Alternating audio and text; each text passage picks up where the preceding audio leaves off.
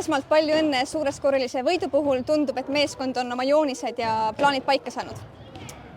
Aitäh, eks alati saab paremini, et see on niisugune tuntud väljend ja eks ma olen täiesti kindel, või no ma teangi ka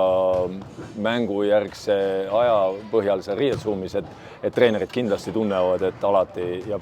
saaks palju paremini. Aga pidasite täna oma põhiturniiri viimase kodumängu. Kuidas sa senise hooajaga rahul oled nii korraldusliku poole pealt kui ka meeskondlike tulemuste poolest?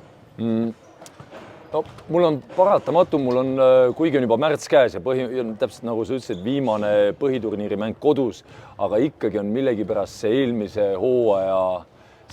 hooaeg on kogu aeg mõlgub kuskil pea seal tagumises otsas, et lihtsalt kogu aeg on selline võrdlus selle eelmise hooajaga ja selles suhtes tuleb praegu ilmselgelt nagu rohkem rahul olla, et ikkagi selliseid suuri probleeme, vigastusi on olnud nagu kaugelt vähem kui eelmine aasta ja seetõttu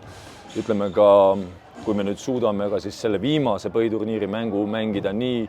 nagu täna, et plusspoolel lõpetada, et siis on ikkagi ka väga kuidas öelda, ikkagi korralik koht ka play-offiks. Tõite sel nädalal meeskonda abiväge juurde kõige olulisemaks faasiks. Mis sinu hinnangul need edasised eesmärgid või üldse sinu visioon nagu on, et ongi sul peast tiksub ka see eelmine hooaeg, et mida tahate paremini siis kindlasti teha? No mis puudutab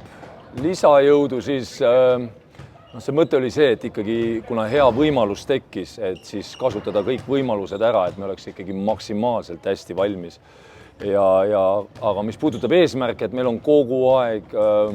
me pole kunagi neid langetanud, et on olnud kehvemaid ja paremaid hooaegu, aga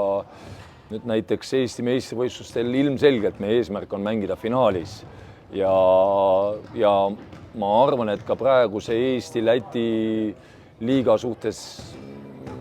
kindlasti ei ole kerge ja meil on ikkagi tipud, on väga tugevad võistkonnad, et 4 hulka saada on äärmiselt raske, aga mitte ka täiesti võimatu ülesanne. Mis on vaja siis veel meeskondlikult ära teha, et seal finaalis olla ja ikkagi Final Fouri ka pääseda?